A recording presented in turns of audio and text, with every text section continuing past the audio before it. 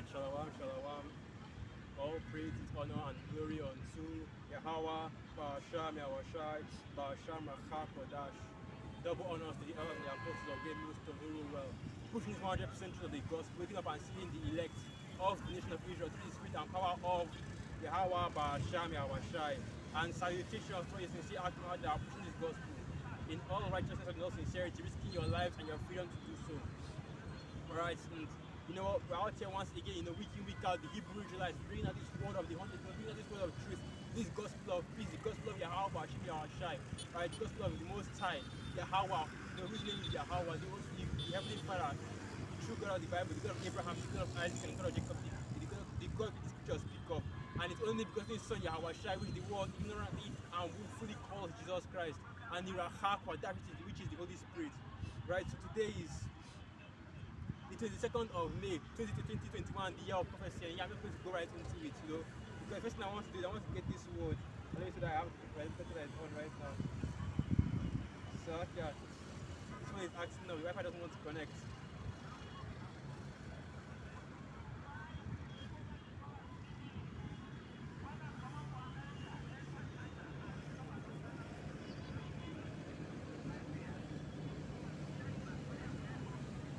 Yeah, my phone is acting now, the Wi-Fi doesn't want to connect. So basically, I'm just going to the offline dictionary.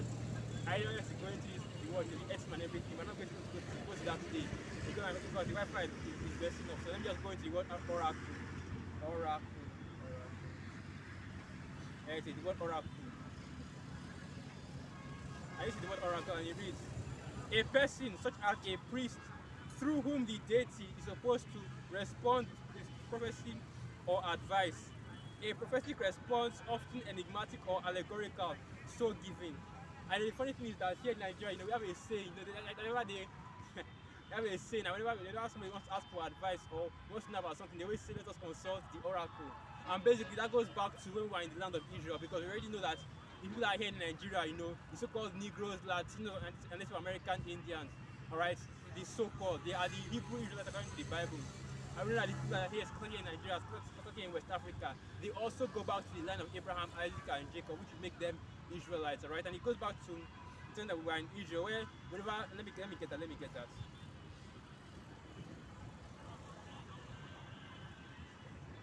Alright, let me bring it out.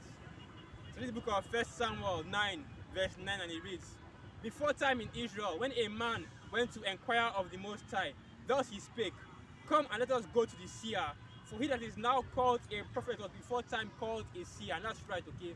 So before, whenever you wanted to go into the scripture, whenever you wanted to understand, what was going on, whenever you want to consult the Most High, because you know how our people were, right, when we were in the land. Whenever we went to do something, we always went to the seer, we always went to the prophet to do it.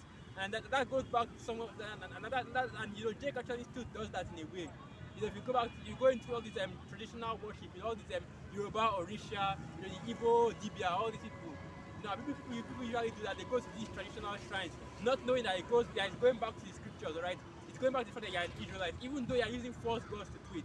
It's still going back to you being an Israelite, alright? The casting of lots, because you have I know some of these jakes out there that are back to Nigeria. If you watch these Nigerian movies, remember they used to go to their different native doctors or witch doctors. You see them, you see doctors throwing out those shells, those cowrie shells. That was the exact thing that people are doing in the Holy Land, right? That's the casting of lots right there. Using those shells to divine, right? They're using those shells as divination, right? To see the message of the Most High, to see a message from the Most High, the Urim and the Thurim. And they even show that in these Nigerian movies as well. You have a bowl that is filled with water or something like that, that will show you exactly what another person is doing in another location. That goes back to the land of Israel. All those actions go back to the land of Israel, man. Our people still have that knowledge, alright? That ancient knowledge of what we are doing in the land of Israel. But what they did not have was the name of Yahweh Bashim Yahushai. What they did not have was an understanding of the Most High. And that was why our people went off, they started worshiping and following all these other gods. Because what scripture says, man, our people have a zeal of the Most High, but not according to knowledge. Right? So our people were able to practice all the laws, practice the customs of who we are. That's why we have here in Nigeria, you have a lot of people still practicing those customs. That's why when Esau took slaves from the west coast of Africa and carried them over to the land of Babylon, Babylon right now, nothing on Southern America. Those slaves are circumcised. That's why when he went over to that land and saw the northern kingdom there, God, Reuben, and the rest of the northern kingdom, they were practicing the laws, right? A lot of them were probably circumcised. They were calling on a broken name of the Most High in a broken Hebrew, right? Because even though the Most High took the understanding of our heritage, the understanding of His name from us, but it didn't take everything away from us. Okay, we still have some practices that we still followed. We still have some law, right, or some understanding of who we are and where we came from. That's why they always say that we came from the east. Every single Israelite community, they always have that legend. We came from the east. We came from the east. That's going back to the motherland, right? To the motherland, the true motherland, which is Israel. Okay, because most time I have taken away our understanding, took away his name from us, took away our heritage, which is basically him, right? Because that's exactly what Jeremiah 17 verse 4 means. When Most I said that he will take away our heritage, he basically meant that Most I will take away the knowledge of who he is, okay? He will remove and hide himself from us. Right? Because you have to remember, the Most High Yahweh Shimi Oshai has promised to be our heritage, alright? And let me get that precept. Let me find that precept.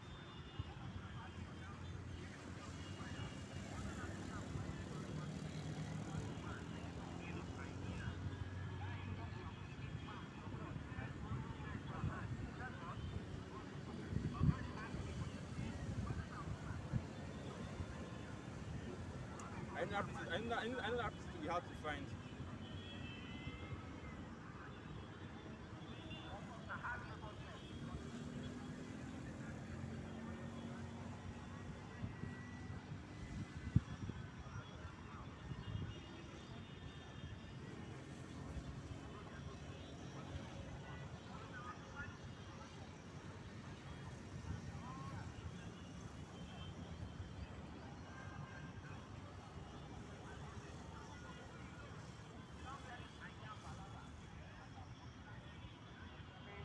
Like I can't find that precept. Basically, that was what the Jeremiah 17 was talking about, right? Because our people still have the laws for the most part, and they still have the customs of when we were in the Holy Land, when we were still Israelites.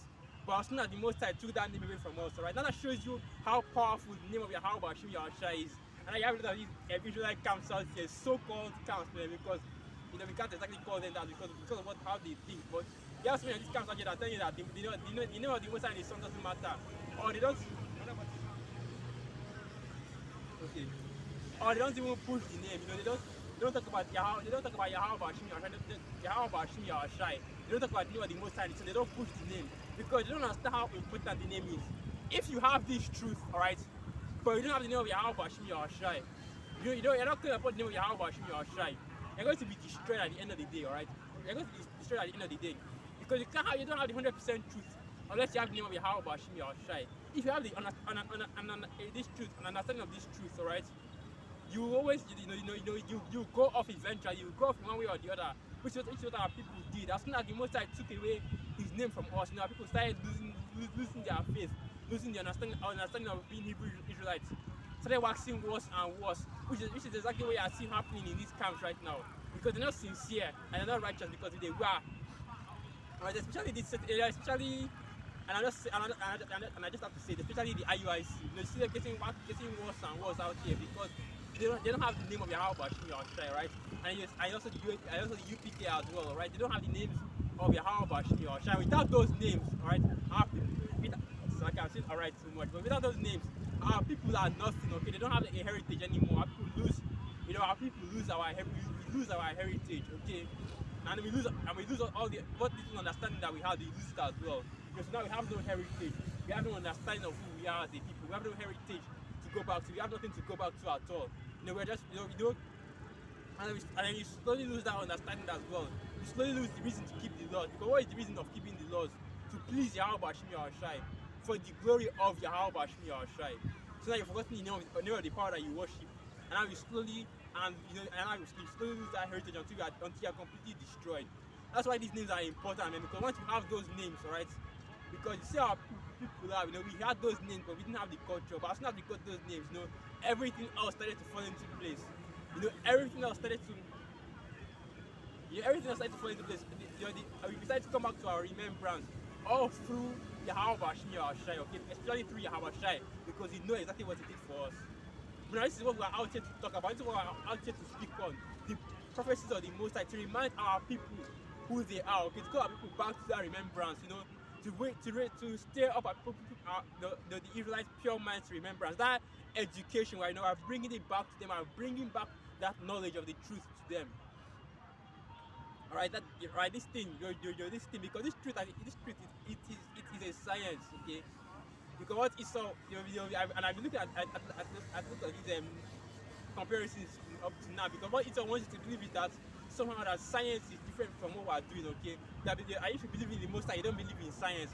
But what word science goes back to, it's a Latin word, scienta or scientia, which means knowledge.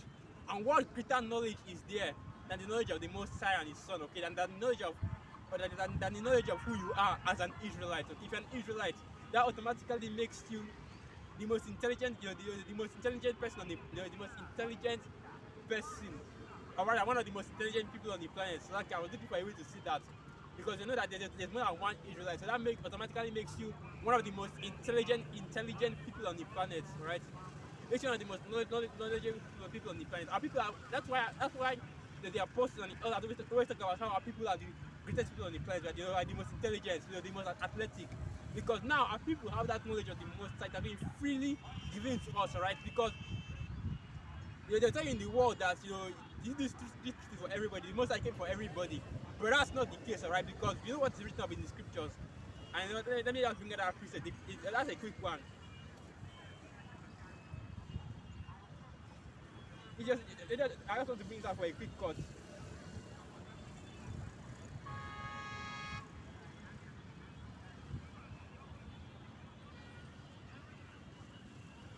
I believe that is Psalms 147. He showeth his word unto Jacob, and his statutes to Israel. He hath not done so with any other nation. I think that's Psalm 147.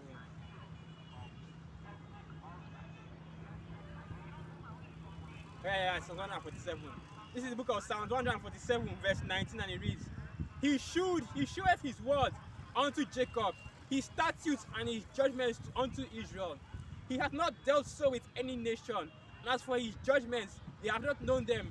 Praise ye Yahweh. And that's basically it, right? The Most High has given our people and I said it right again, Slovakia. But the Most High has given our people that knowledge, that insight into into his mind, right?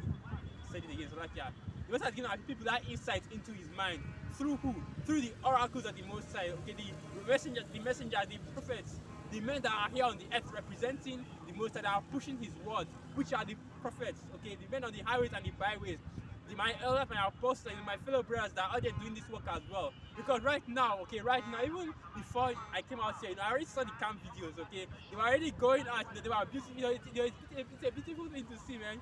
You can't wait until Sunday, and so, okay, you can't wait until Saturday and Sunday to see brothers bringing out these camp videos, see brothers out there on the highways and byways doing this work, because you know that the spirit is going forth, man. It's a joyous, momentous occasion. But that is showing you how heavy the Most High is dealing with our people.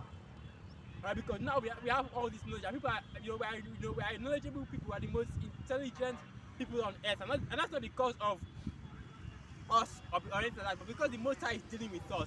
What greater knowledge is what greater knowledge is there than knowledge that is given directly from the Most High? What greater knowledge is there than the word of the Most High? What greater knowledge is there than an understanding of the scriptures?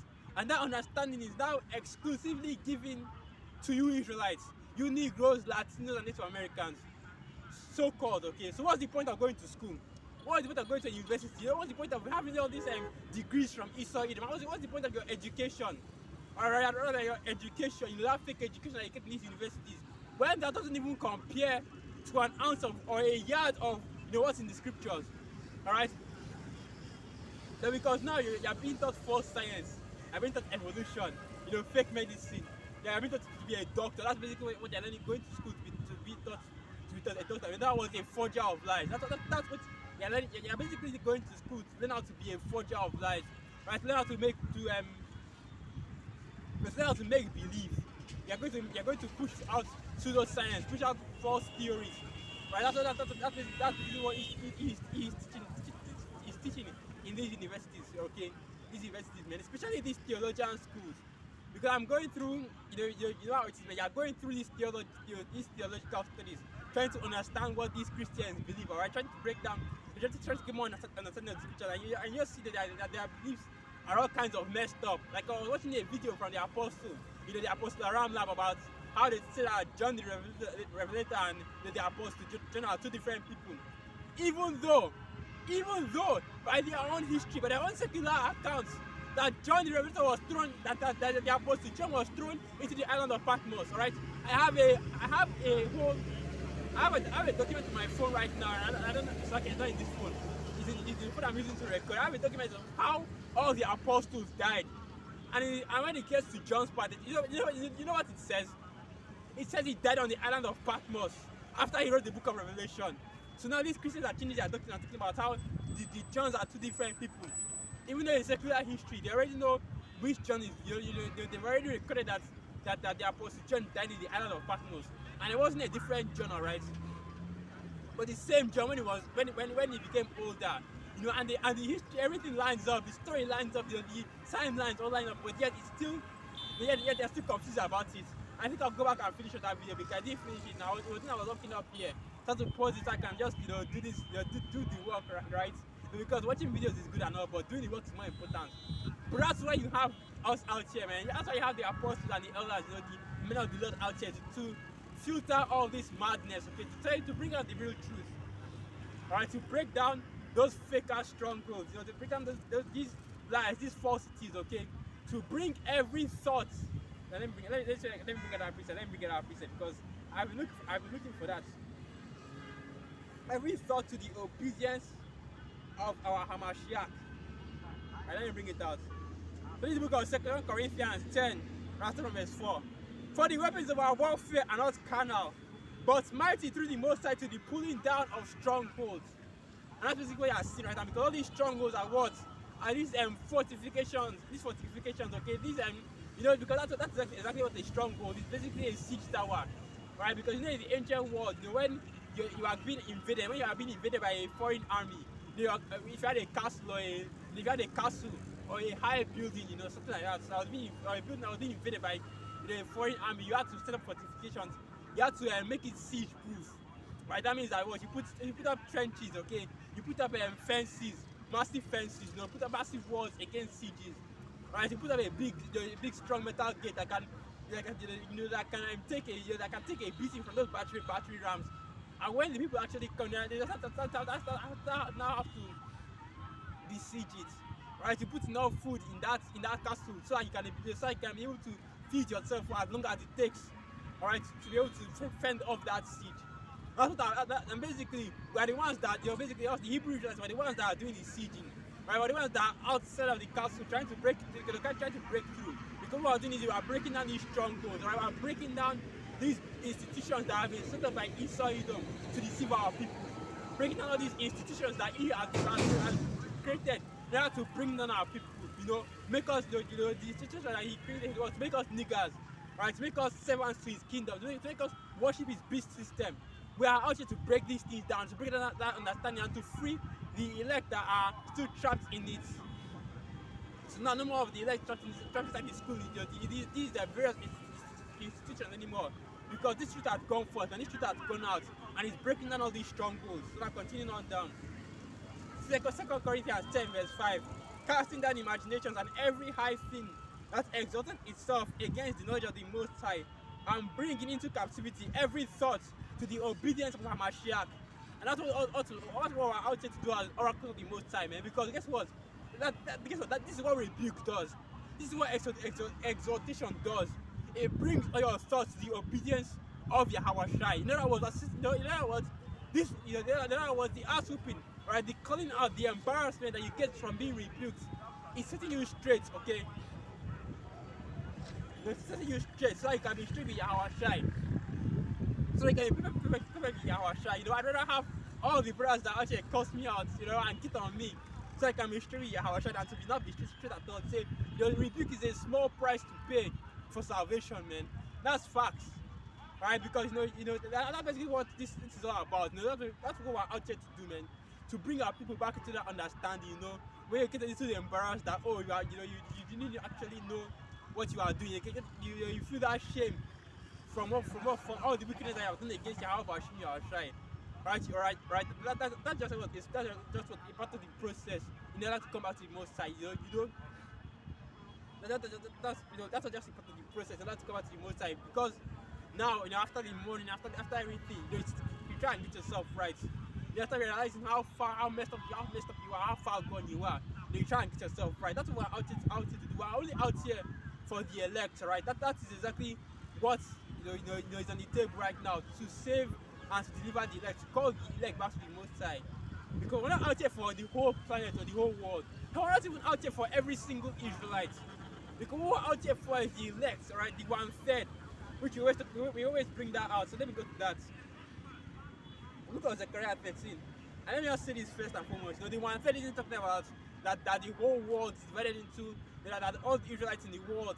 It's not talking about all the Israelites in the world, rather only in Babylon. Okay, so 1/3 of Jake in Babylon is going to be delivered, while the 2/3 in Babylon is going to be destroyed. But we call them, we call the hopeful elect. Lord willing, we're all a part of that number. But we call the hopeful elect the 1/3 because because at the end of the day, all the elects will be delivered, and it's clear that what the 1/3 will be delivered, and we call the rest of you Israelites the 2/3 because the 2/3 will be destroyed. Let me just read it. Zechariah 13 verse 8, and it reads, "And it shall come to pass that in all the land, saith Yahweh, 2 parts therein shall be cut off and die, but the 3rd part shall be left therein. And I will bring the 3rd part through the fire, and will refine them as silver is refined, and will try them as gold is tried. And they shall call my name, and I will hear them. I will say, it is my people, and they shall say, Yahweh is my power." That's basically what's on the table right now. The elect is going to be delivered. There's not going to be no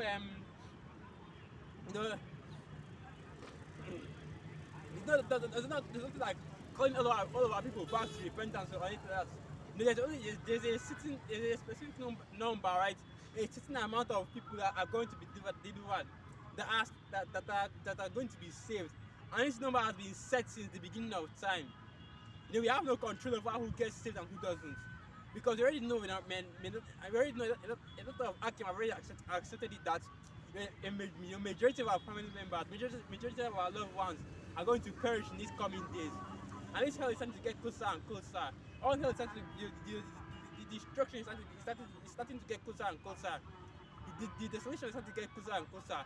Collapse, they start to get draw closer and closer. Right, because this kingdom is through, man. This kingdom is done, completely done. That's why we keep that's why we're out here continuously pushing, continuously doing this work. Because up until the end, I will always be here, man. Whereas the truth is always going to be coming out up until the end. And this is what the gospel shall come out throughout the whole earth, and then shall the end come. But even during the end, we'll still be bringing out this word. The truth will still be out here up until the Most High decides to shut everything down with the family of the world. Which of course that's getting closer as well. So you see, all the prophecies that we talked about from the beginning up to now, they are all coming of the word, MOB, martial law, civil war, even the female camps that we used to talk about, even the female camps, they're already here, but nobody's being sent to them yet.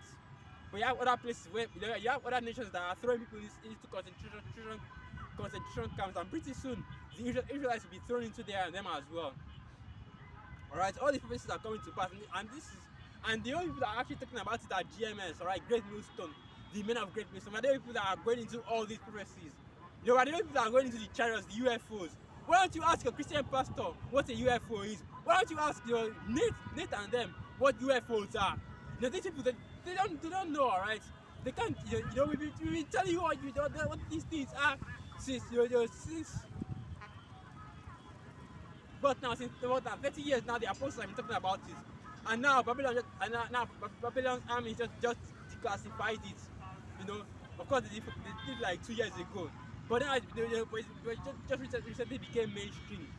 Now you're hearing talk about how every single time every single time that the U.S. Air Force flies into the sky, they always see them. They always see the chariots. Let me get a precept.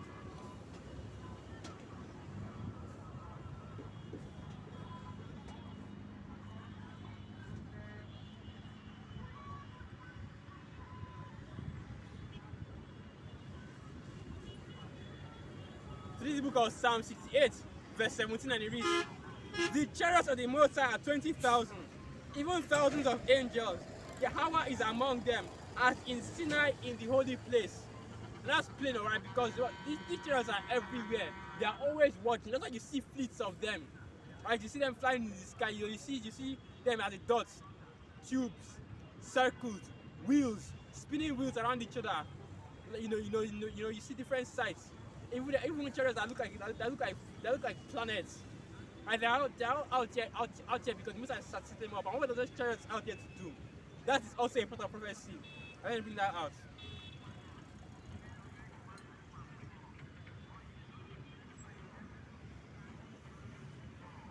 I believe that is Zechariah chapter 5. Alright, so because Zechariah 5, and I start verse 1. Zechariah 5 verse 1, and it reads, then I turned and lifted up mine eyes, and looked, and behold, a flying roll. And he said unto me, what seest thou? And I answered, I see a flying roll. The length thereof is 20 cubits, and the breadth thereof 10 cubits. Then said he unto me, this is the cause that goeth forth over the face of the whole earth. For everyone that stealeth shall be cut off as on this side, according to it. And everyone that sweareth shall be cut off as on this side, as on that side, as on that side, according to it. And that's right, okay? Because when I was reading that process, I actually remember another thing. How did these other Israelite camps think they were going to be delivered?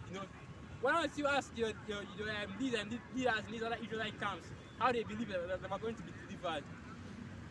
Because you know that the chariots are going to deliver us as well. We're going to be built up by it. They carry the book of wisdom of Solomon, the 5th chapter. Let me get that.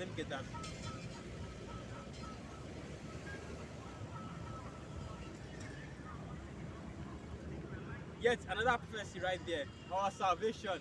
Wisdom of Solomon 5 verse 1. Then shall the righteous man stand in great boldness, before the face of such that as have afflicted him, and made no account of his labors. When they see it, they shall be troubled with terrible fear, and shall be amazed at the strangeness of his salvation, so far beyond all that they looked for. And that's strangeness of salvation is talking about us being beamed up into the chariots, right? Because it's the same way that Yahushua left the earth, which is basically what being taken up into the clouds. That's how the elect are going to live as well. And he knows this, okay? These elites, they know exactly how we're going to be. They know we're going to be beamed up.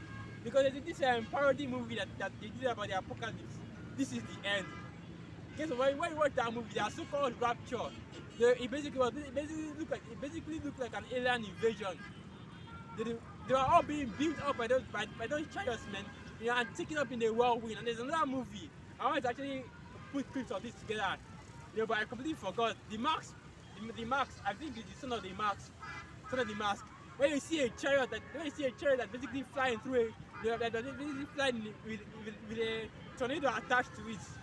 Right, that shows you that he already knows what's up and he already knows how this is going to work.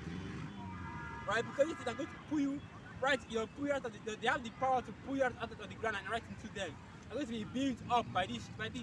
That's what these chariots are for. That's what they're going to be doing in the last day, man. Bringing destruction and salvation at the same time. And I believe that wisdom of Solomon, the 12th chapter as well. Let me get that. Since I actually said it. I said it, so I have to get it.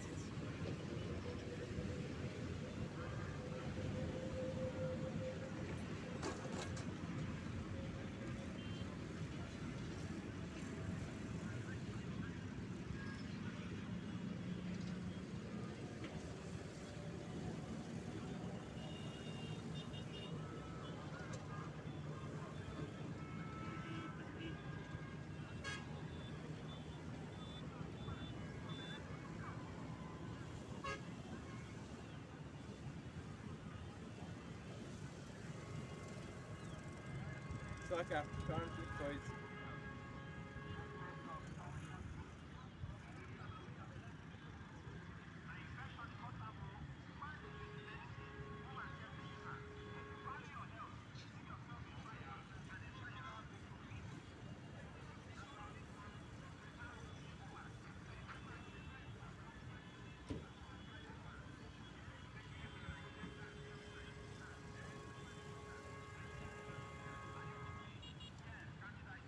like I can't find this. My bad. Now back to what I was going into. I want to talk about what I was going into. That's how I'm going to be delivered through the chariots, right? Through through the ships.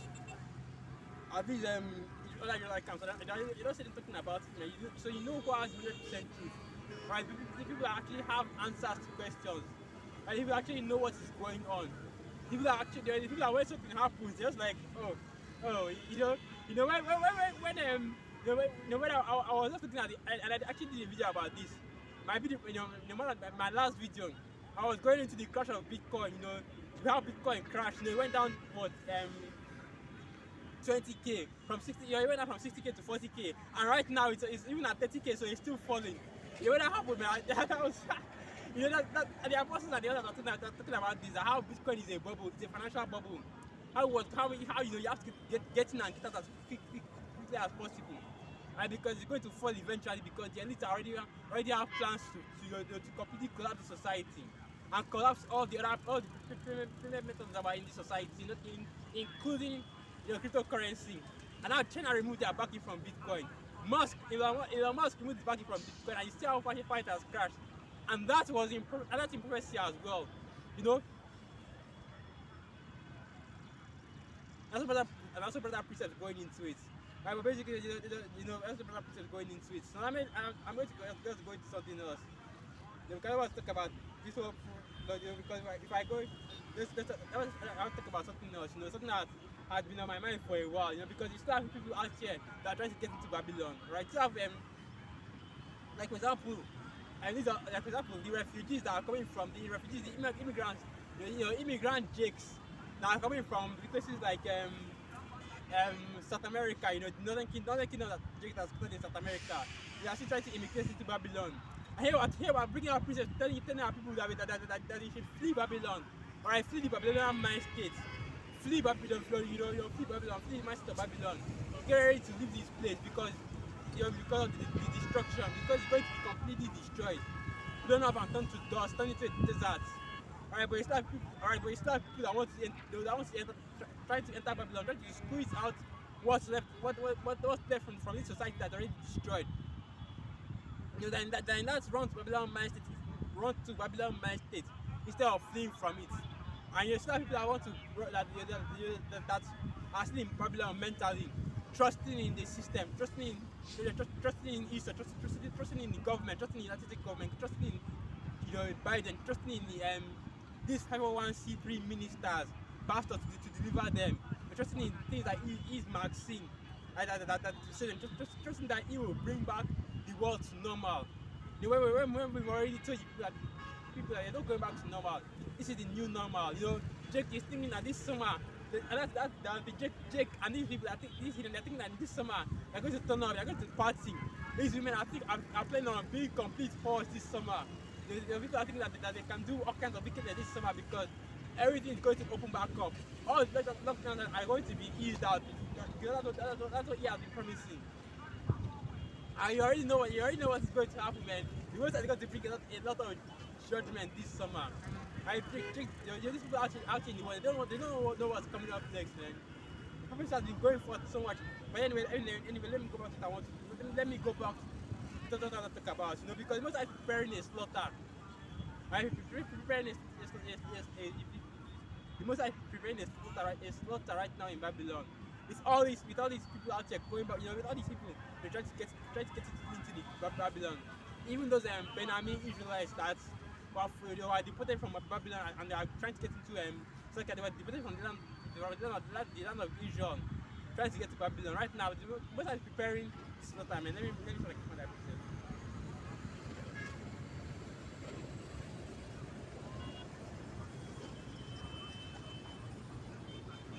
So I think what I preparing this slaughter.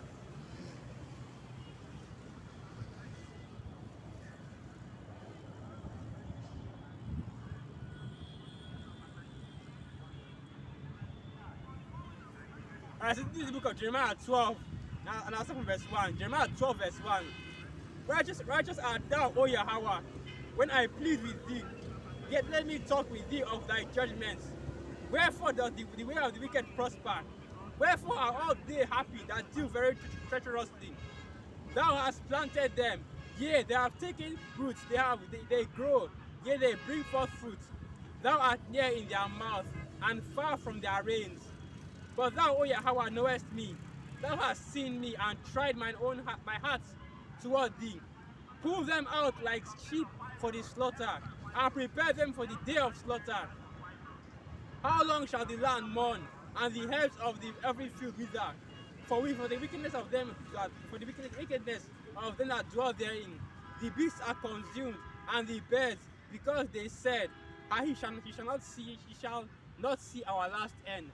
That's basically what is going on right now, because because the time of wishing out, of trying to get our people to get it has passed. Then the time of grace has passed. The time of forgiveness, the time which the Most High will plead with you, will try to come and reason and negotiate with you in order to come back to Him, has passed. But now it's the time of judgment.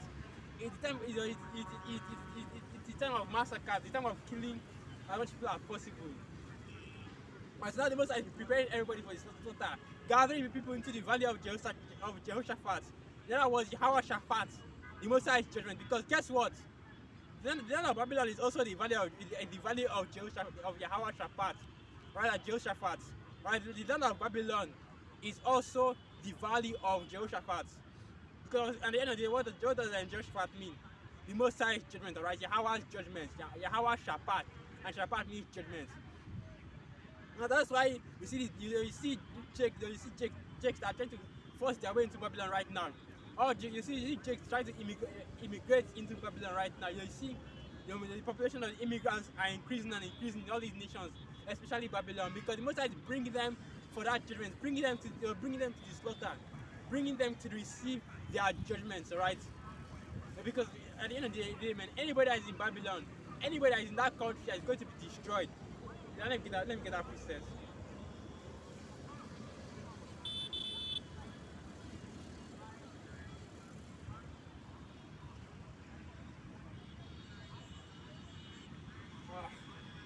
So this is the book of Jeremiah 51, verse 8, and it reads, Babylon is suddenly falling and destroyed. How for her? Take balm for her pain. If so be she may be healed.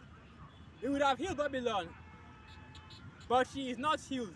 Forsake her, and let us go everyone to his own country.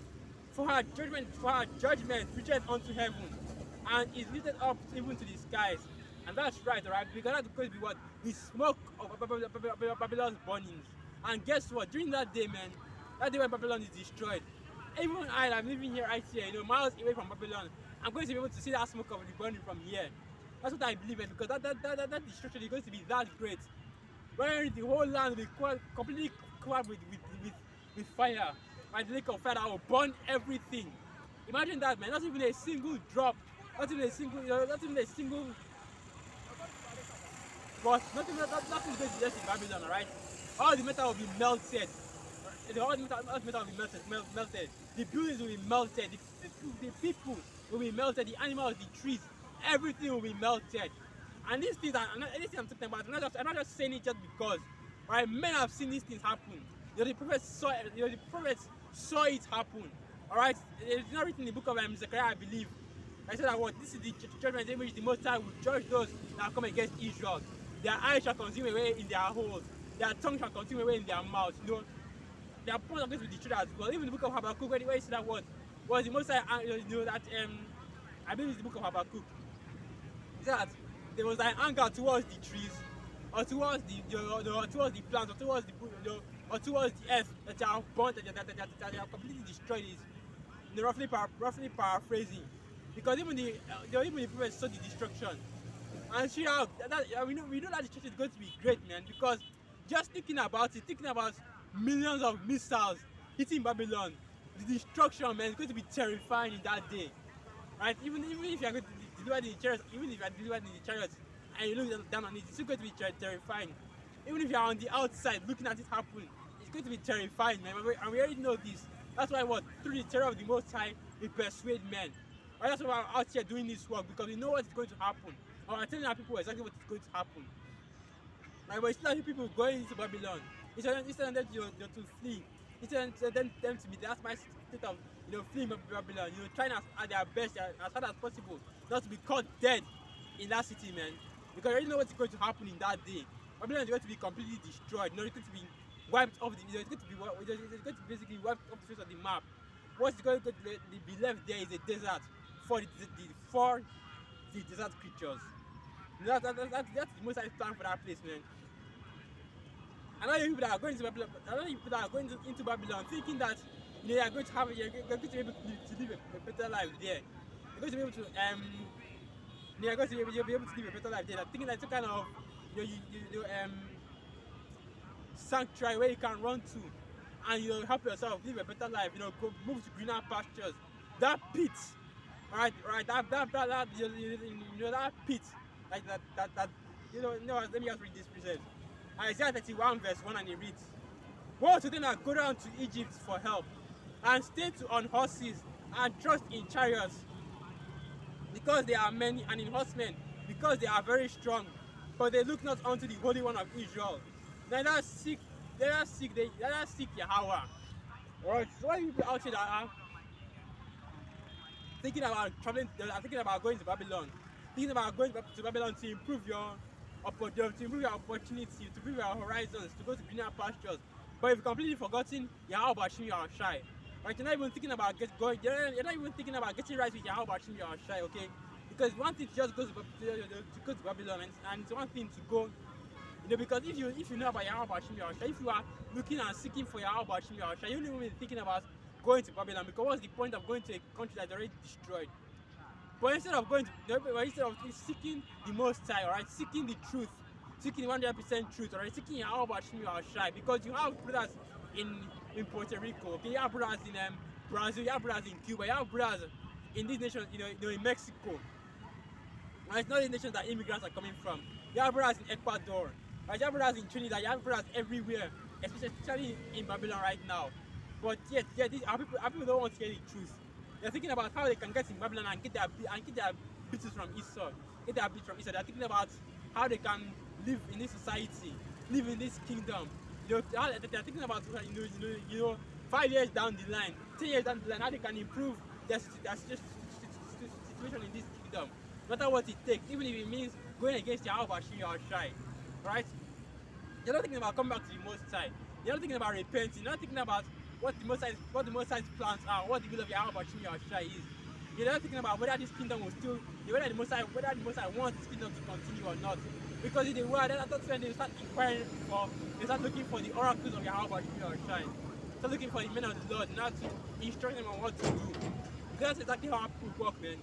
Because our people go to help for those that they see as their gods, those that they see as the Most High. That's exactly how our people go. They go to help. They look for the help of those that they see as gods over them.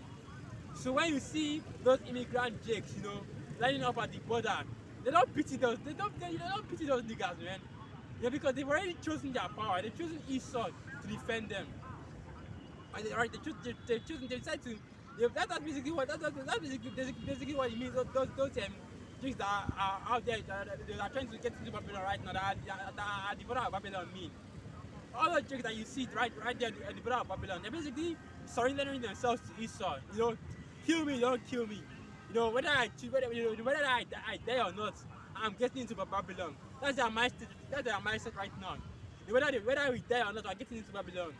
That's the entire thought process. Because they think that somehow going into Babylon, that's where they can find prosperity. That's where they can find rest. That's our people's mindset. They want to find rest in this kingdom, and out of all places in Babylon, right, in Sodom and Egypt, where the people are oppressed the most. You can read about that in Revelation, the 15th chapter, how they oppress the two witnesses, the two nations. They say, what? Let me get that. Book of Revelation, the 15th chapter. Let me get that.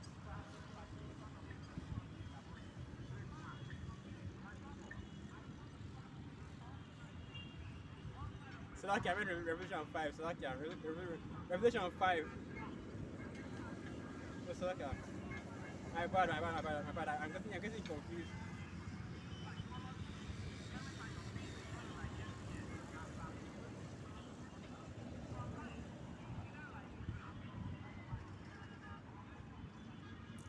So I got that percent confused. I don't know where it is at.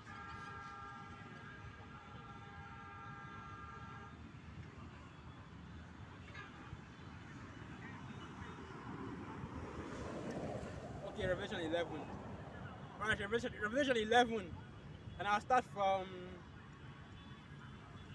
verse 8. Revelation 11, verse 8. And their dead bodies shall lie in the streets of the great city, which is called Sodom, and which spiritually is called Sodom and Egypt, where also our Lord was crucified. Now speaking of what Babylon the Great, Babylon the Great, that is that two-thirds of our people are trying to get into so badly. Right? The city the golden city, the oppressor of the oppressor, the people that destroyed and caused so much harm to our people. That's what you're trying to get into. The city of the oppressor. So now let me keep on going down. And they of the people and kindreds and tongues and nations shall see their dead bodies 3 days and a half, and shall not suffer their dead bodies to be put in graves. And they that dwell upon the earth shall rejoice over them, and make merry, and shall send gifts one to another, because these two prophets tormented them that dwell on the earth. And basically what happened in the past, right? When was our people are put into slavery, put into captivity? Because those gifts that he's talking about there, he's talking about our people. When they said, as the scripture said, they sold a boy for a harlot and a girl for they sold a boy for a harlot and a girl for wine that they might drink. And this is exactly what our people, what Esau was doing to our people. Selling slaves for drinks, selling slaves for alcohol. Trading our people back and forth between Europe and Babylon. Trading our people between the Arabs and between Arabs and Babylon.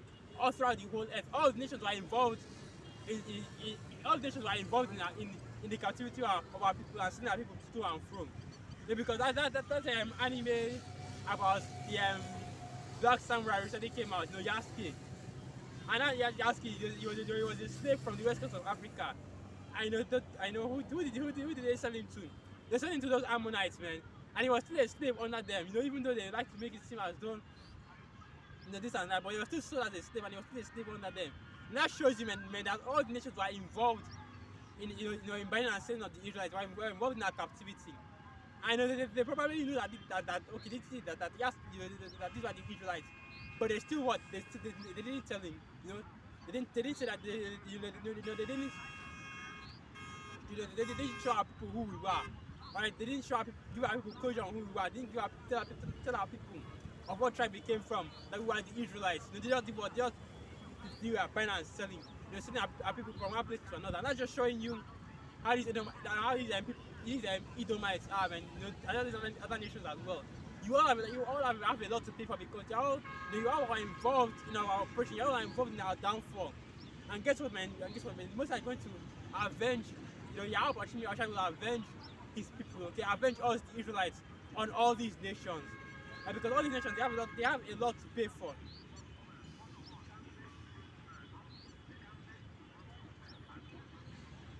But our people don't want to come out to the Most High. They want to continue living that lifestyle. They want to continue to trust in Egypt, to trust in all this, to trust in Eden, to trust in Serapis Christus and Cesare Borgia, instead of trusting in the Most High.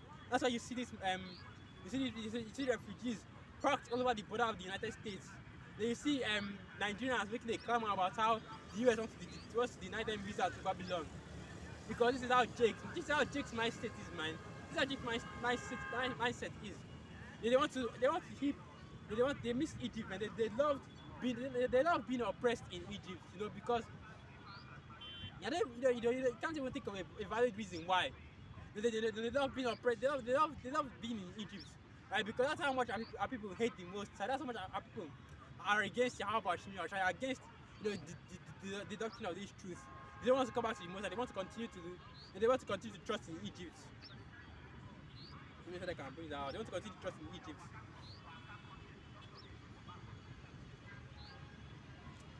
They want to continue to trust in the oppressor. The oppressor.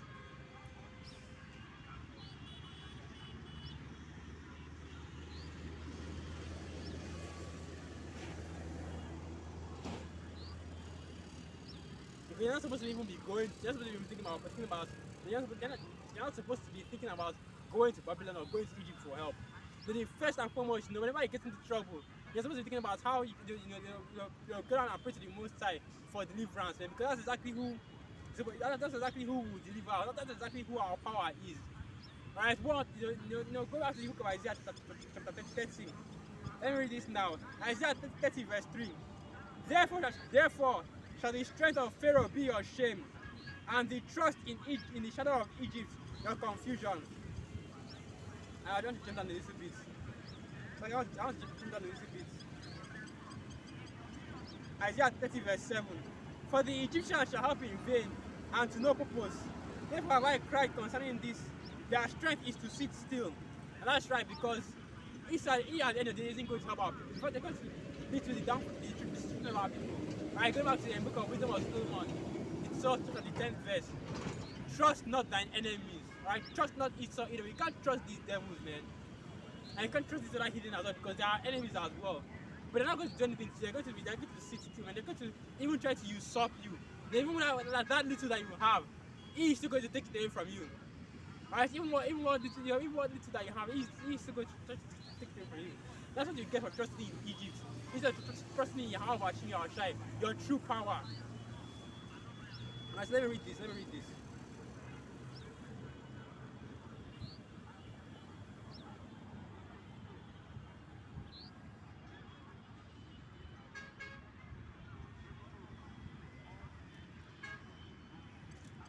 Okay, so this is where it was. Sasakia, Isaiah 31.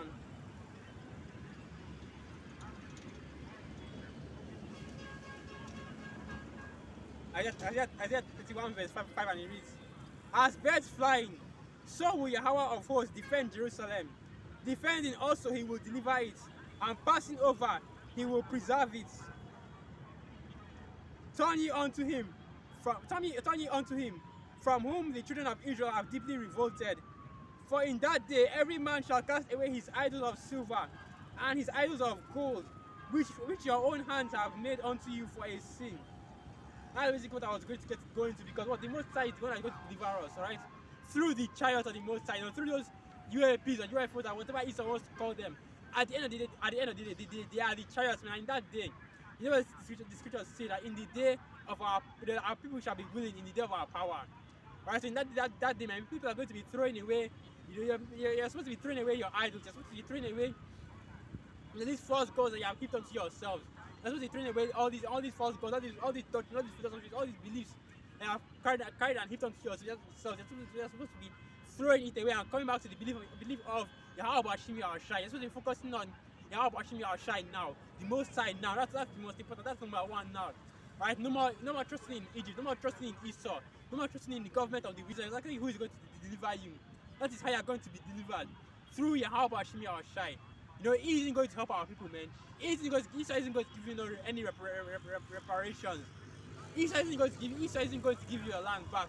You have to take it from him. I know he's the one that's going to take that from him. It's going to be the Most High, man, because the Most High is the only one that can force Esau to restore everything that you are taking away from our people back to our people.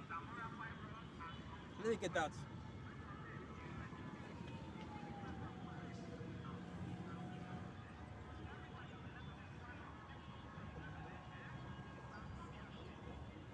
So this is the book of Job. Let me see.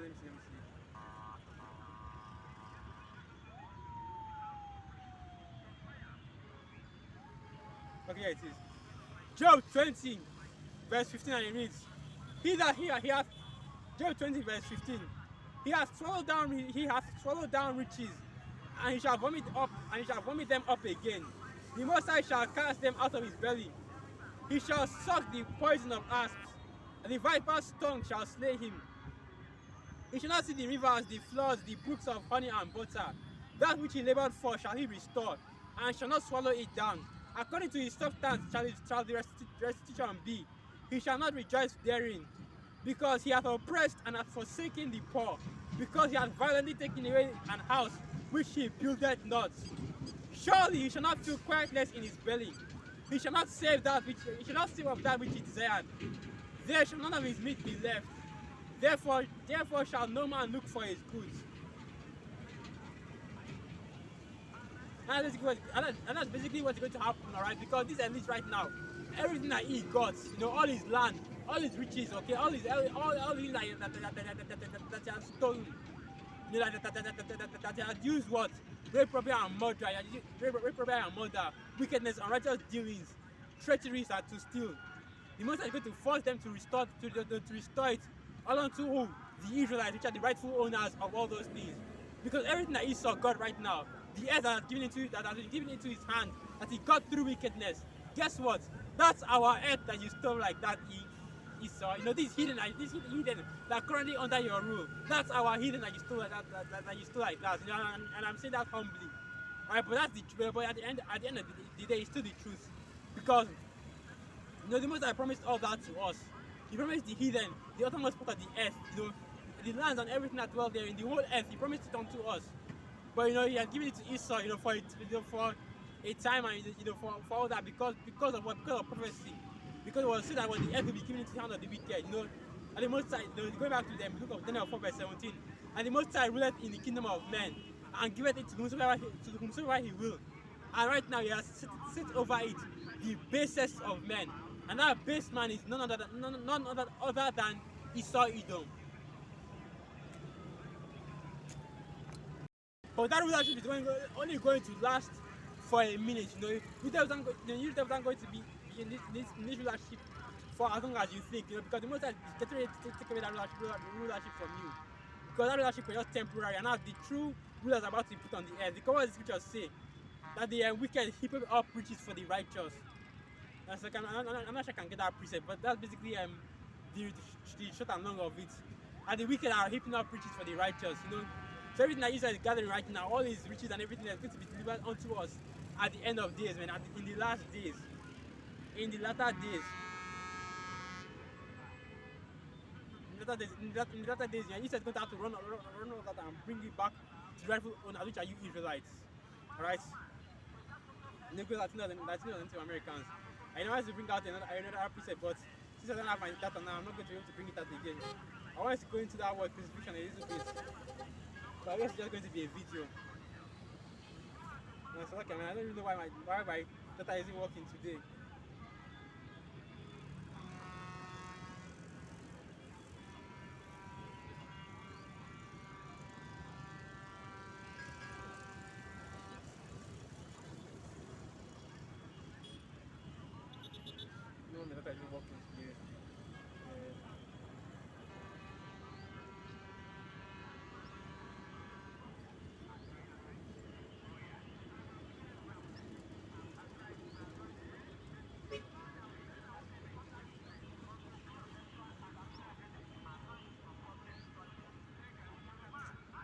So I don't know why my Wi-Fi isn't working today.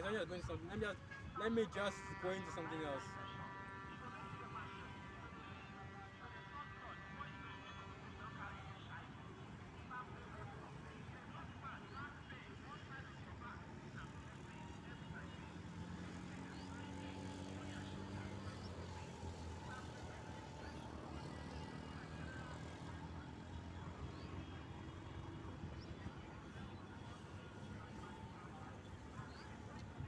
Alright, so let's go into something else.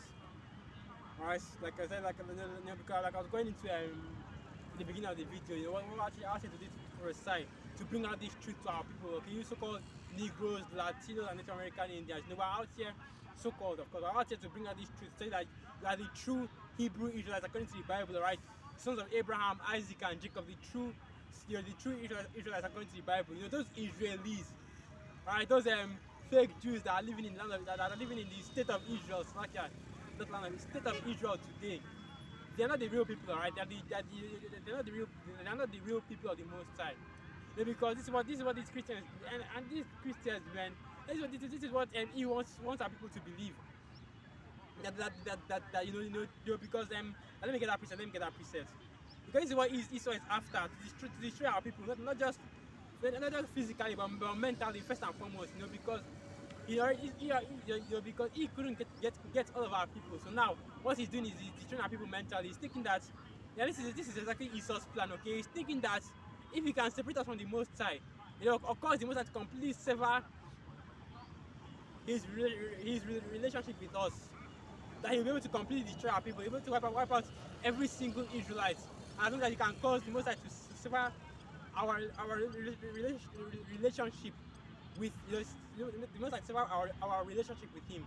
And so like I can't really say that word without stammering. But anyway, that is Esau's plan right there. Sever the relationship between us and the Most High. So let me get the precept.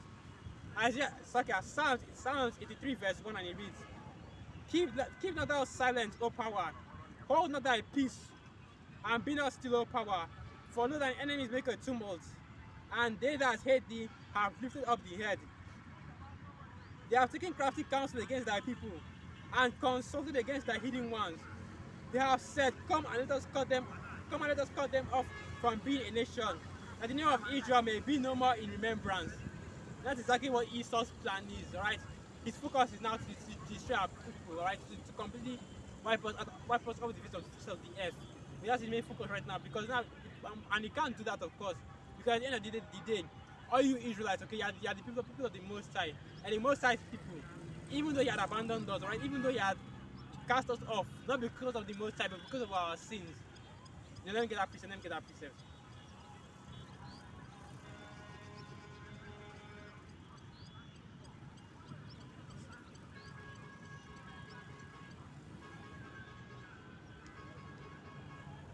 Just say dog passing. That's the first time I've ever seen that happen here.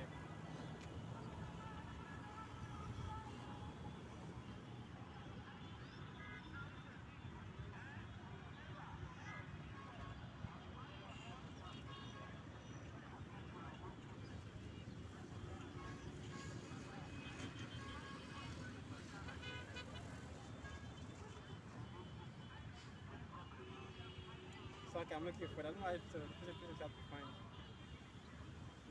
So okay, I'm looking for it. I don't know why this piece of hard to find. Alright, here it is. Baruch 4 verse 6, and it reads, Baruch 4 verse 6. You are wait. Baruch 4 verse 5. Be of good cheer, my people. The memorial of Israel. You are sold to the nations, not for your destruction, but because you moved the Most High to wrath, you are delivered unto the enemies. Alright, so that's great news right there. Because we know that we're not going to be destroyed, right? That's the book of Malachi 4 verse 6, right? It says that what? I am Yahweh, that he is Yahweh, he changeth not. Therefore us, the sons of Jacob, the sons of Israel, are not consumed. As first and foremost, because the Most High does not change, they will not be consumed. That's why he is trying to make this whole inclusion of all nations doctrine, even though it's completely false. And then our people are the ones that push it the most, Our people are the ones that want all nations to be saved. They want all people to be able to be saved the most. That makes you think of the precept that where it goes why trimmers down thy ways to seek love. Let me get that one as well. So okay, let me get that one as well.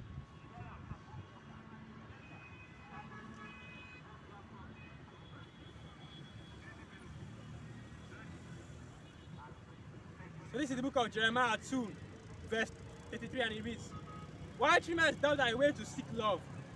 Therefore hast thou also taught the wicked ones thy ways. So okay.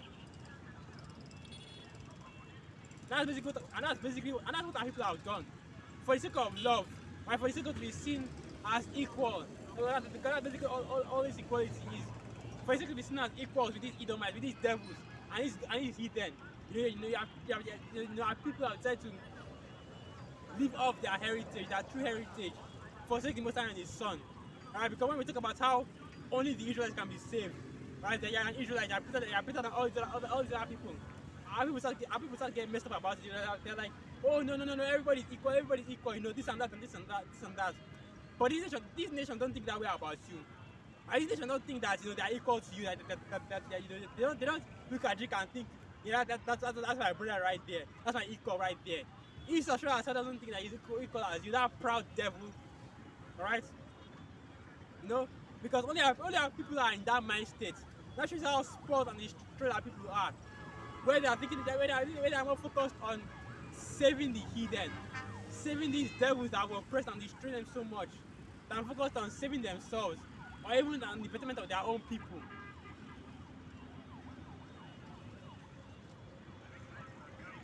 Because this is what Jake is up to all day, man. Focusing on how they can better the lives of their master. Right? The life of their slave owner, the life of Esau and their own people. You know, it's with sick master. That's like that kind of spirit. That's the spirit that our people are in. They're trying to seek love, you know, trimming their ways to seek love, putting our people under the bus to seek love, you know, being shambles, being sellouts in order to seek love, just to get love from Esau. That's basically the whole career of these mega church pastors, your TD Jakes, Keflo Dollar, yeah, the boy, all these big pastors that are so revered in today's society. You know, you think TD Jakes doesn't know that he's an Israelite? You think he doesn't know about the Israelites? You think all these mega church pastors don't know about the truth? They know exactly what is going on, but they refuse to tell people what is going on because of what? Because those beetles from Esau, man, those shekels from Esau keeps coming in, right? That's enough to slaughter our people. That's how much you are worth to these people, man. You are worth a couple of fake ass paper currencies to these people out here. But man, when you see the real men of the Lord, the real men of the Lord, the real men of the Most High, out here on the highways and byways doing the work, trying to win our people, trying to bring them back to the Most High, trying to give them some knowledge, some understanding, truth of who they are. So they will not be out here groping in the darkness, in the darkness, all right? So they will not be out here groping groping at noonday, groping at noonday as if it's darkness. You know, I know what the scripture said, man. Have I become have I become like enemy because I tell you the truth? That's basically what Jake will make you feel like. Jake will make you feel like like you're the enemy, like you're the bad guy. Not because you're bringing out the truth, because you're telling the truth. They want to continue in the wickedness, man. But anyway, let me keep on reading. Baruch 4 verse 6. You are sold to the nations, not for your destruction, but because you moved the like I already read that. But because you moved the Most High to wrath, you are delivered unto the enemies. And who are those enemies? All these other nations are the enemy, man. All these other nations are against our people, right? Because when you go to Psalm 83 and you continue reading on down, you tell you that what? The tabernacles of Edom, Moab, Ammon, Geshur, alright, Ham, Japheth, all these other nations, they are all our enemies. Okay, they are all confederate against us, and that's why the Most High, and the reason why the Most High sold us into slavery, he wasn't trying to destroy our people, alright? It wasn't because he was trying to destroy our people, because it wasn't because he was trying to remove our heritage from us, in order for Israel to no longer exist. But because we had sinned against him, because we had moved into anger with our wickedness, with our constant idolatry, our constant spiritual fornication. So the Most High did what? He cast us away, man, because he's not going to take that, because Yahweh Hashemi Yahushua is not going to take that shit. We know who we serve. We serve an austere power, right? And his son is also an austere man. So the Most High is going to allow our people to do anyhow. Because what you do that, you get that. The Most High is not going to allow our people to do anyhow. He's not going to allow us to be wicked, especially in his house. So the Most High demands order, right? He demands righteousness. And we are the people, we made that covenant with him. That is exactly what we will give him. So now, you see our people getting messed up all over the earth. See the curses on us. And the reason why that happened is all on our people. Because we refuse to keep our own part of the commandments, our own part of the covenants. I know what's written in scriptures, man, that if we go against the Most High, right, Deuteronomy 28th chapter, if we go against the Most High, that all these curses and more will fall upon us. And all those curses, they hit our people. They hit our people hard. And even more curses that are written up all over the scriptures, they fell upon our people. Right now, we're still under them. We're still under these curses. That's why we're still under these curses. That's why Esau is over us. That's why all these nations are over us, because we're still under all these curses. That's why they were always the tail and never the head. Right? That's why we are still in captivity up to today. That's why we always say that we're still in slavery up to today, because we are still under all these curses. When the Most High is not yet done with us, right? The Most High is not yet done with us, but the ones again has to bring us that this is the final captivity. Yeah, we're no longer going to go into captivity. We're no longer going to go into slave ships, alright? So what does the scripture say? Rejoice, ye daughters of Zion, because he will no longer carry you into slavery. Because the time of our captivity has been fulfilled, right? The punishment of our captivity has been fulfilled. So now it's Esau's turn to so now it's just turn to get debt, okay. It's just turn to get debt. It's just turn to go into captivity. It's his turn to be the slave, right? The wicked's turn to pay for their iniquities, all right. But this is Esau right there. He doesn't want to go through all that. That's why he's trying to throw our people under the bus, you know. He's trying to bring our people to destruction. Because what if he can try and overturn any part of prophecy, if he can try and disrupt the Most High's plans, then he won't have to pay for his wickedness anymore. He won't have to go into slavery or captivity anymore. So he can be basically trying to save himself at the expense of our people. Right? That's why he's trying to disrupt prophecy. He's trying to go against the word, trying to go against the truth. He's trying to completely bring this world into complete and utter degeneration. Trying to sway this world, as far away from the Most High as possible.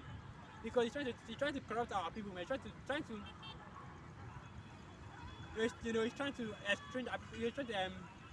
estrange our people more from the Most High. Trying to take our people further and further away from,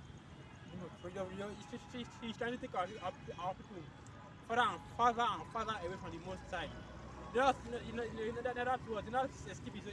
escape his own judgment, and not to destroy our people. Because, like I said before, if Esau can manage to make the Most High forsake us, right?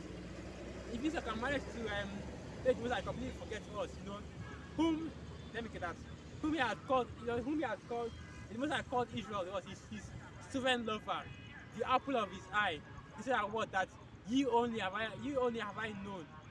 Let me get out of as well. Let me get out of love.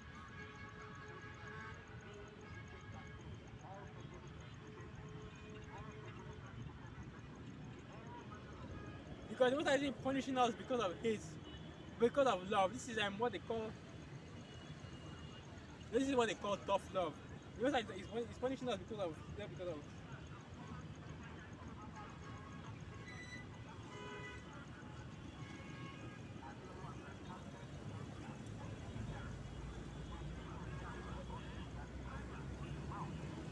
What they call tough love. The Most High trying to discipline us, chastise us, as Scripture says. And the Most High chastises those whom he loveth. I don't get that. So this is the book of Amos 3, verse 2, and it reads, Ye only have I known of all the families of the earth. Therefore I will punish you for all your iniquities. And then he goes on to now say, Can two walk together except they be agreed? That's exactly why the Most High has to punish us and separate himself from us, alright?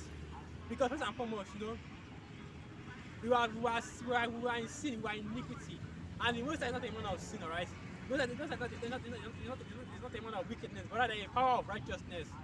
So can two work together unless they be agreed? So if we're not in the same mind state, in the same wavelength as Yahweh or Shai, the Most High, how can we be together with him? That's why people are separated from our heritage. That's why people are punished and thrown and cast away from the Most High. But guess what? The Most High isn't done with us, right? He didn't cast us away forever. This was just a temporary situation, okay? Just a temporary, a temporary condition, right? Because at the end of the day, because as you can see, we're coming back to the Most High, we're coming back to the truth through our Lord Yahweh Shai, right? So let me I'm not going to get that preset. We're coming back to the truth through our Lord Yahweh Shai. We're coming back to this thing, right? And that's what the thing of Esau Edom. And that leads me to the book of Revelation, the 11th chapter. Revelation, the 11th chapter. Let me continue that. Revelation 11, verse 11. Revelation 11, verse 11. It's like my voice. I don't know what's wrong with my voice right now. It's trying to come out too much. And after 3 days and a half, the Spirit of life from the Most High entered into them, and they stood upon their feet, and great fear fell upon them which saw them. And they heard a great voice from heaven saying unto them, Come up hither. And they ascended up to heaven in a cloud, and their enemies beheld them. Boom. Alright, that's it right there. Because now, after the Most High abandoned us, he had called us back to understanding to the truth. After he had left us for dead, right, giving us up into captivity. Now he had called us back into an understanding. He had raised us up from the dead through our Lord Yahushua. Because the same way that Yahushua was raised up from the dead, it's the same way that we ourselves were raised up from the dead, both spiritually and physically as well. And then when that happens, okay, when we are raised up from the dead, when we come back to Yahushua, when we come back to the understanding of the truth, then we'll be delivered in the chariots, and we'll be taken up in those chariots. Because what the most I would tell us was, come up hither, come into the come up hither, and we'll enter right into those chamber doors, those chamber doors, those doors of the church, and we'll be delivered. That's the salvation, alright? That's the strangeness of our salvation that the scriptures talk about. That's what basically what is going into. Us being taken up into those clouds, us being delivered into the chariots. That's what we're all waiting for right now. We're all waiting for that deliverance to come, right? So we can be taken out of this wicked, out of this wicked society. Because we're done with this place, man. The elect are done with this place, okay? The righteous are done with this place, We don't want nothing to do with this world anymore. And you can see that all over the scriptures, and the elect are freaking tired, that the apostles, the prophets are tired of living in this kingdom, We just want this place to be over and done with, so that we can go to our kingdom. That's why they always ask you, Matthew 24. They ask the first chapter, even the book of Revelation, how long, O Lord, thou faithful, and let me get that. How long, O Lord, thou faithful and true? Let me get that.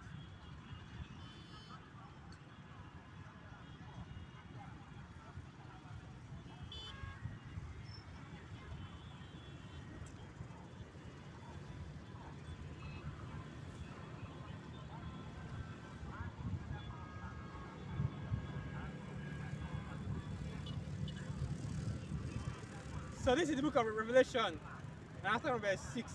Okay, Revelation 6, verse 9. And when he had opened the fifth seal, I saw under the altar the souls of them that were slain for the word of the Most High, and for the testimony which they held. That's who the elect, right? The prophets out there on the highways and byways doing this work. Because you have a lot of men on the highways and byways that are doing this work right now. They were killed in their past lives because they were pushing this word. Right? They were slain for the word's sake, you can have a lot of them that were martyred because this word. I have a lot of them as well. But they're going to be martyred on this side as well. The Lord willing, if that situation ever comes to me, that I stand proud and stand bold in those days. Both are going into His words. And in the end days, man, the elect, right? Both dead, both are in the spiritual world and that are down here today. They are crying to the Most High, right? Let me continue on from verse 7 now. And when he had from verse 10, Revelation 6 verse 10, and they cried with a loud voice, saying, How long, O Lord, holy and true, dost thou not judge and avenge our blood on them that dwell on them that dwell on the earth? And that's right, because we're waiting for what? We're waiting for deliverance. We're waiting for revenge. And that's the biggest thing that we're waiting for right now. Because what this scripture saying in the book of Ecclesiasticus, I think that's the 25th chapter. That there are 9 things which are pleasant, and one of them is he that liveth to see the fall of his enemies. In other words, he that liveth to take revenge. Because here in this society, Esau, man, this sneaker devil, this silver tongue devil will tell us, oh, don't take revenge. Oh, revenge isn't good. Oh, you should be thinking about taking vengeance. But what does the scriptures say, though? Right? What is written in the scriptures? That vengeance, that their hearts shall meditate terror. That vengeance is Yahweh. In other words, it's a righteous thing to think about vengeance. It's a righteous thing to seek and look for vengeance. But at the end of the day, we know that it's the Most High that's going to give us that vengeance, right? But that's what basically what we're waiting for. We're waiting for vengeance, okay? So let me get this as well. 2nd Ezra, the 15th chapter.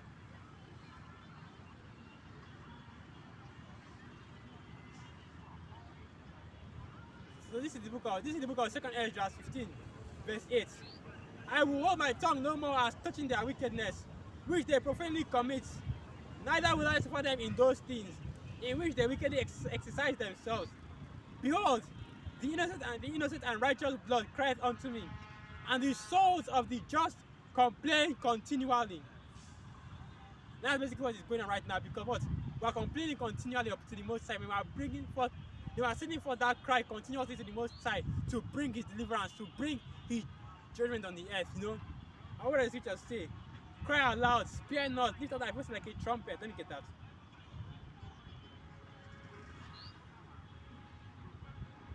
And here it is right here. Let me start with this one first. Isaiah 62 verse 6, and it reads, I have set watchmen upon thy walls, O Jerusalem, which shall never hold their peace day nor night. Ye that make mention of the Lord, ye that make mention of Yahweh, keep not silence, and give him no rest, till he establish and till he make Jerusalem a praise in the earth. And I'll get this one as well. Cry aloud, spare not, lift up thy voice like a trumpet. Alright? Because that's what we set out here to do. To cry aloud, to lift up our voice to the heavens, alright? To lift up our voice to the heavens, not to call the Most High down to bring judgment on the earth. Because that's all we're waiting for right now. You know, what we're waiting for, you know, that's what we're waiting for. We're waiting for the deliverance. We're waiting for Yahweh to crack those clouds so that we know that the kingdom is finally here, alright? So we know that we're finally out of this wicked place, man. You know, we're in the waiting room right now. You know, watching, praying, waiting for us to be delivered, waiting for our Savior to come. That's all we're doing. That's why the scriptures call us what? They call us prisoners of hope. You see that what? Let me get that.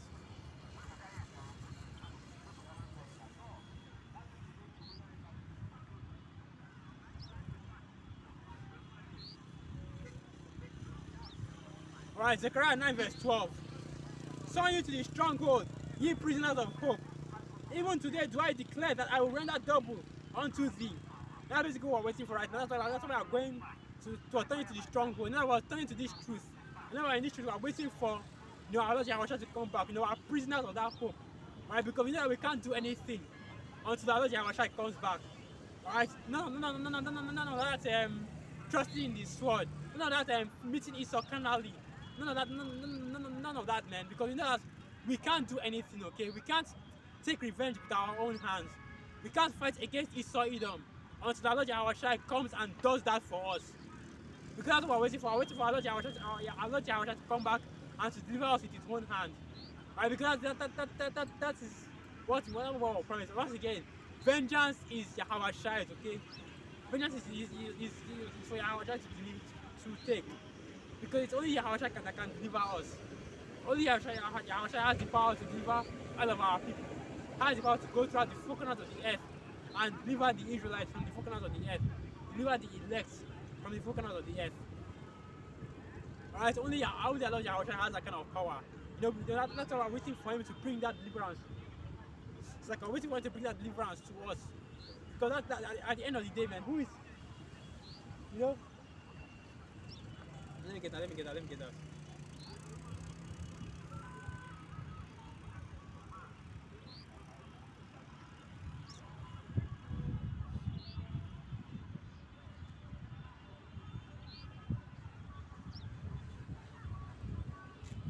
'This is the book of Jeremiah 50 verse 34. Jeremiah 50 verse 34.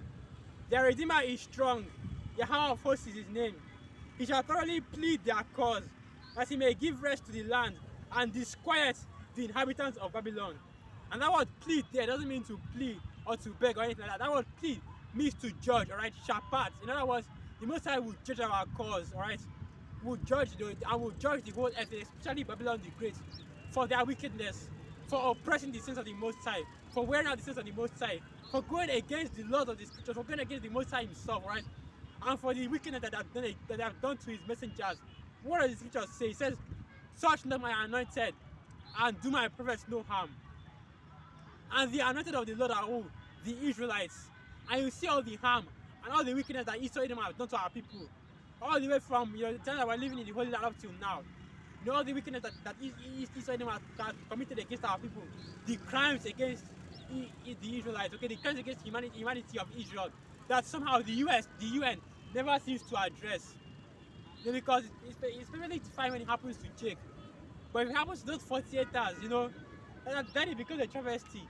Then it becomes something to worry about. You know, you just blow breeze the wrong way. on those 48 hours, and it becomes an international freaking crisis.